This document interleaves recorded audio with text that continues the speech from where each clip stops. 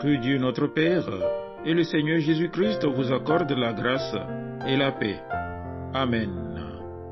Le texte biblique de ce samedi 22 février 2025 est tiré de la deuxième épître à Timothée, au chapitre 3, du verset 14 au verset 17.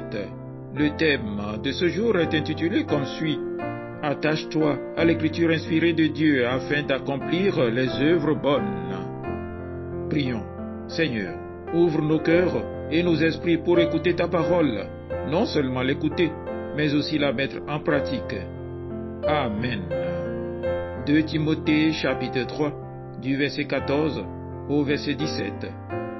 Toi, demeure dans les choses que tu as apprises et reconnues certaines, sachant de qui tu les as apprises.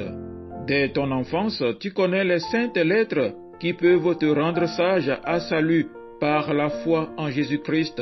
Toute l'écriture est inspirée de Dieu et utile pour enseigner, pour convaincre, pour corriger, pour instruire dans la justice, afin que l'homme de Dieu soit accompli et propre à toute bonne œuvre. Amen. Bien-aimés dans le Seigneur, cette péricope que nous venons d'écouter est une exhortation que l'apôtre Paul a adressée à son enfant Timothée. Il faut que la parole de Dieu agisse en nous pour nous former. Demandons au Seigneur d'ouvrir nos cœurs, de les préparer à écouter quand il nous parle. Sa parole est vivante et opérante, plus pénétrante qu'aucune épée à deux tranchants. Laissons-la agir sur nos consciences et nous éclairer pour notre propre état. Disons comme Job, ce que je ne vois pas, montre-le-moi. C'est ainsi que nous serons accomplis pour toute bonne œuvre et que nous manifesterons le caractère d'un homme de Dieu agissant selon la pensée divine. Dans son épître à Tite, l'apôtre insiste sur les bonnes œuvres. Il exhorte Tite lui-même à être un modèle de bonnes œuvres en se donnant lui-même afin de nous racheter de toute iniquité.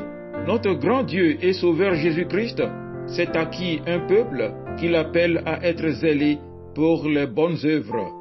Le modèle divin nous est donné par Jésus, servant aussitôt, dès son entrée dans son ministère et priant dans un lieu désert. Il était toujours occupé des affaires de son Père, lui dont il est dit: « Le zèle de ta maison me dévore. » Si nous sommes prêts à toute bonne œuvre, nous pourrons alors nous appliquer à être les premiers à les accomplir, afin de ne pas être sans fruit. Soyons gardés également de nous engager dans une œuvre pour laquelle nous n'avons pas été appelés. Toutefois, ne craignons pas d'accomplir humblement les tâches que le Seigneur nous présente en comptant sur la force que lui-même fournit. À la fin de l'épître aux Hébreux, un souhait semblable est exprimé à l'égard des croyants juifs: que le Dieu de paix vous rende capable de toute bonne œuvre pour l'accomplissement de sa volonté, qu'il fasse en vous ce qui lui est agréable. Pensons, chers frères et sœurs, à ce que Dieu a fait pour nous et de nous, mais aussi à ce qu'il fait en nous. La puissance nous est donnée d'en haut.